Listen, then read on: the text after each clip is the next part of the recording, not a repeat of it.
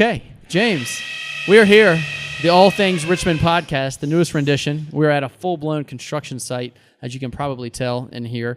I'll let James tell you where we are. First, you introduce yourself, James? Hey, I'm James Crenshaw, and we are currently in the construction project of City Center Gather. This is going to be the newest gather that's going to open up on July 27th, I believe, or July 17th, actually. Depends on who you're asking. Yeah, depends on who you're asking. July 17th, right here at 4th and Broad. You can see the convention center probably out the window here. You got Urban Hang Suite, and then a new restaurant open across the street called Fatty Smokes, getting ready to open up. So working hard on this project. So this is exciting. So James is has been with Gather since 2014, since it opened. Why don't you tell us a little bit first about your background? You are from the Richmond area? I'm from Mechanicsville, Virginia, just a few miles up the road. Way. You went to Lee Davis High School? Lee Davis. So did you consider yourself a suburbs guy? I was. You converted? You jumped over from the suburbs into the city of Richmond? When I lived in Mechanicsville, I thought, who would never want to live here? And now when I live in the city, like, who would never want to live here? So, you just appreciate your surroundings. Maybe so. Yeah, so you went to Virginia Tech. That's right. And you studied what? I studied marketing, graduated in 2006, and from there I immediately got a job working for Alcoa, which is an aluminum company. You might know it better as Reynolds Metals, the Reynolds Wrap people. Mm-hmm. So I graduated with marketing and took a job in logistics, which made no sense, but at the time it felt right because I was joining a company that had a ladder I could grow and have a nice career in. Right there on Glenside and Forest. How long were you in corporate America there? I was there 6 years. I worked in a cubicle with, 6 to 9 other 50-year-old women, and I loved every minute of it. But it wasn't overly fulfilling. I spent a lot of time thinking, should I have a job that I get fulfillment from, or should I have a career that has a ladder I can grow and then volunteer or do other projects on the side to get individual fulfillment. So gotcha. I had that debate probably from day one I was there, but the routine and the comfort of having a corporate job, I had my life, my routine. I could have friends afterwards. But that all came to the end because Alcoa gave me an option. They said, you can either be promoted and move to Knoxville, Tennessee, or you can say goodbye. You could leave. Yeah. You chose that option. Yeah, actually at the time it felt hard, but they actually did me a big favor by giving me this decision, but it felt hard at the time because I was turning away money, I was turning away stability, and but I thought about it from 3 ways, and I thought, I really don't love aluminum. You weren't passionate about aluminum? No, but I was working for it. I really didn't care about logistics and shipping the aluminum, and then I'm sure Knoxville would be a great place to live, but I was starting to really like Richmond and what was coming around here. This was back when most people were just learning to like living in the city. So now what year was this when you left? 2012. Okay. Yeah, so on April 30th of 2012, I was sitting in my cubicle at Forest and Glenside, and on May 4th, 5 days later, I was in Nairobi, Kenya. Decided, I need to get some new experiences to figure out what I want to do. I've been sitting in that cubicle for 6 years. Let's go out and explore. So I used my severance package and volunteered in Kenya for 5 weeks, and then I went to Moscow, and my college roommate was getting married, and I backpacked from Moscow to Lisbon, Portugal, picking new routes every day, no plane. By yourself? By myself. I did have a couple of dates. I was going to meet the girlfriend at my time in Italy, she's now my wife, and then my roommate at the time, I was meeting her when I left Italy going into France. But other than that, every day I just met locals and asked them, where should I go? What should I do next? Right. So that was fun. Wow. And you've been back to Africa several times since, correct? I've been back once, and I want to continue to go and think of ways to contribute. But I have enough. Some friends there. Made some people that you still stay in contact with. Yeah, I use WhatsApp and chat and keep up with people awesome. there. That's cool. So fast. But I don't have my life figured out yet enough to always help out. So. Yeah, I don't think any of us do. Yeah. So fast forward a little bit. You started a company called Experience RVA. Yeah, so coming back from that trip, I got back home and I didn't have any money. So I was just, and I had a mortgage to pay. So I had to think of ways to get some revenue coming in. So a friend of mine had an app he was working on called Local Suds. And if you think of Untapped, it was like that. You would go and you could rate the new craft beers.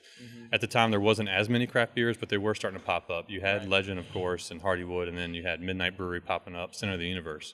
So we would go to different festivals and events and promote his app to get more downloads, give out koozies and be at festivals and get emails and try to promote the app. That led us to start our own company called Experience RVA, which would be very similar. We do brewery tours to help get the word out, so we would rent a bus So from back then, how many breweries did Richmond have at this time? I can't remember the exact number, but it might have been around 30 in the state. Okay. But a brewery expert would tell me I'm wrong on that. Right. But that's but my your memory's not tours good. were just Richmond, or did you go outside of Richmond? We did Richmond, and we were starting to do some in the Hampton Roads area. Okay. So we would pick people up at a local restaurant like Capital Ale House, sell 50 to 60 bus tickets, and then take them around to the different breweries and try to do one cultural attraction each time. So sometimes we would do the canal walk, the tours on the canal walk through the boats, and other times we'd go to Gallery 5 and see a burlesque show, or we'd just go to a beer festival at the 17th Street Farmers Market. Just different events to try to tie people into the culture of Richmond. Right. All the while on the bus, we would be introducing the people on the bus to their bus passengers. So we'd have icebreaker games and trivia games. It wasn't a situation where you got on the bus and stayed quiet and got off the bus at the end of the day. Right. You came on that bus, and by the end of it, you felt like you made some new friends. Right. That's pretty cool. And then this led to you doing a festival on the Boulevard? So all in the spirit of promoting the app and promoting local breweries, we did the Boulevard Pumpkin Festival. So we shut down the Boulevard for the first time, had roughly 12,000 people come up to the event. We had a pumpkin hook, so we wanted people to come, and the reason they came was because they could do pumpkin carving or pumpkin painting. We had all the food trucks do pumpkin food dishes, and then we had local press come and vote on the favorite pumpkin dish. So it was a fun day. What year was that? That was in 2013. Gotcha. And then Meanwhile, you were planning Gather. Correct. Yeah, I guess the way I met you, myself, Andy, and Jeff from UrbanCore, Doug and Polly from Whitestone Partners, we got the idea for Gather, found you, and you were first managing director of Gather. That's right. And so for the folks listening, this was April 2014, I guess, when we opened the first Gather, down at 5th and Main. And so I know now Gather's in Scott's Addition, Short Pump, and soon to be here at City Center. So I guess walk me through just Gather's progress in the last 5 years and what you've learned about co-working, what you've learned about Richmond, or about Gather, and what makes it successful today. Yeah, we learned everything. Didn't know anything 5 years ago about it. So now I feel somewhat of an expert in the industry. So first, if I think about leaving the Pumpkin Festival and coming to Gather, what really sealed that was the group of owners that Duke just mentioned. I could go in and have Duke, an expert in property management and run a small business, Andy and Jeff, construction company, and Doug and Polly in small business, and really step in and have experts there as a resource as we grew this company. We started off with very little budget, but we had a building, and I think Duke had sourced some members to fill it. And I think the general impression of us and the owners was that we were going to open the doors on April 1st, 2014, and there'd be a line of tech startups at the front of the door. Right. And we just spent our whole day signing them up. Right. But that's not exactly what happened. Sure. Yeah. Back then, it was interesting. Back then you were educating the marketplace on what co-working was. Right. We did assume that the tech companies would flock to it, and some did. You had Knox Payments, and you had some other folks, but I was surprised, as I'm sure you probably were, at the as Gather grew, especially when Scott's Addition opened, was the amount of just basic service-based companies that wanted to be in a co-working space. Yeah, so that's one thing that we found, is it's not all startups that are looking for the space. It's really any type of business that doesn't need to build something can work out of a Gather. Right. So that's probably the biggest lesson we learned right away. Yeah. We also learned that people like having offices. Back then, when people thought of co-working, they might have thought a big, wide open space where you bring your laptop and open environment. Right. People on their phone, you can't hear because you're listening to your neighbor talk on the phone. What we learned is that people really like offices. So as we grew from one location downtown to our Scott's Addition location, 2 years later, we went from having 8 offices to having 70 offices. So we really almost gambled on that. We knew the market feedback that we've been getting. And now Short Pump has 96 offices. Yeah. And so those locations stay mostly full. Yeah. They say basically sold out with the wait list. So we applied that lesson to our new locations. As well as over time, the market has become more educated on co-working. So now we don't have to go and beg people to come take tours. People are learning about co-working and coming in and checking it out. And it's not like we were the first co-working space, but we have just really learning lessons from what we've experienced since Downtown Gather in 2014. What's interesting to me is when Scott's Edition opened, it filled up really quickly, a lot of it because of the demographics in Scott's Edition and the just the momentum the neighborhood had at the time. It filled up in like 45 days. And in fact, in Short Pump, a year later, when we opened Short Pump, it leased up slower, and we were a little even nervous early on when we first opened. But now that one is as full, as in demand as Scott's Edition. Am I right? Yeah. I lost some night's sleep thinking about Short Pump. Sure. We were going to the suburbs for the first time, and I'm a city person, like you've said before, and would people from the suburbs really take to it? But at night, I finally could go back to sleep because I would think through the value of Gather and why I wanted to do this to begin with. And it's because there's not that many institutions or places you can go in a physical sense and be part of something anymore. Everything is digital. You can connect on social media and chat with your friends that way, but there's not many options for adults to go and be part of something, be a part of a community, and develop relationships. When you go to school and you go to college and you graduate, all that time you've been given community. You go to class, you sit down, and then it's the same students in your class every day. Yeah. And you're encouraged to do sports and extracurricular activities. Yeah. But once you graduate, it's like you're on your own. And if you're not part of a big company like Capital One, you don't have that culture of a community to fall back on. So even though we were in the suburbs, I realized that the demand would be the same because the human is having the same experience. They're not getting the interaction, and if anything, it might be less because in the suburbs you have to drive more. You drive to the store, you drive to your work, and you drive home and park in your garage, and you may not even have that chance encounter with any humans that day. Yeah. And when I started my business back in 2007, I started from my bedroom office. It was just me, nobody to turn to for questions, advice, for inspiration, to go to lunch with. And I wish Gather had existed then. I would have loved to work in it then. The Short Pump, or Scott's Edition Short Pump, now kind of redoing the downtown city center Gather. Why don't you give the folks the stats of this Gather, square footage, number of offices, et cetera? Yeah, so the original downtown Gather was 12,000 square feet with 8 offices and huge open space of co-working. And we're really shifting that now. So we're going for a much more dense population of people in the space. We'll have about 80 offices in this building here. We'll still have wide open spaces, but there's going to be opportunities if you're a member that you can go have privacy and be in your office, or you can go get in a phone booth, or you can book a conference room. Yeah. So that's going to be the shakeup. So this building is 4 historic buildings that we've merged into one, and there's going to be 80 offices, 10 conference rooms. There's going to be a podcast booth. Right behind us is going to be a rooftop. It'll be a little more acoustic than what this podcast booth. This isn't right the now. podcast booth. No. You won't have power tools going off in the background? No, we don't think so.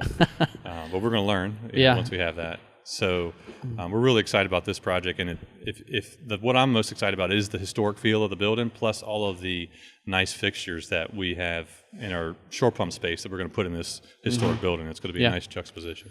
And so Gather's been busy. So you guys have location under construction here, Norfolk and Newport News? That's right. What are the dates of those openings there? So we're going to open up first in Norfolk on June 1st. Okay. And then in City Center, Richmond, July 17th. And then we're going to go open up in Newport News August 12th. Okay. Which that hasn't been announced yet, but maybe by the time this goes live. Just it. You heard it here first. Yes, you heard it here. That's exciting. A lot going on for Gather.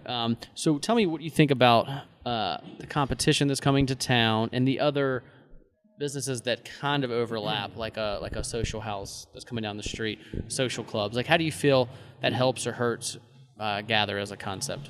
I think it helps mostly. I keep going back to 2014, but we kept educating the market on what co-working is. And now you're realizing that more and more people know about it. And that's what we predicted to be true back then, because when I would give people a tour, I would say, hey, Richmond doesn't have this type of co-working yet, but other cities all have it.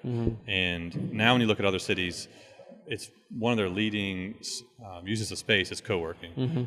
So I think it's inevitable that we're going to get competition. We're all going to be different. What we can only do is focus on what makes Gather unique and special.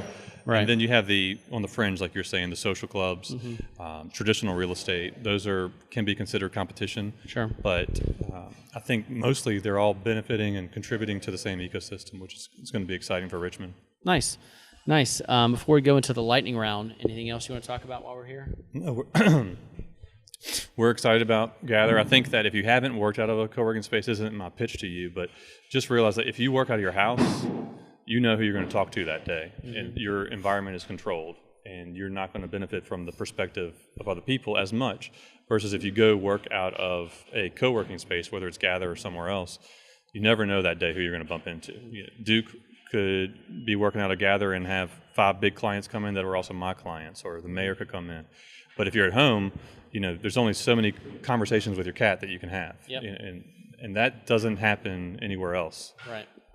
All while you can have a door and shut it and focus and get work done. So it's a huge benefit there. And I think that's, if I circle back to when I'm at Alcoa sitting in the cubicle and I'm deciding, do I want to have a job that's fulfilling, or do I want to do my fulfillment afterwards? I think I have both of those now, where I can see the impact of what happens to adults as they get co-working memberships.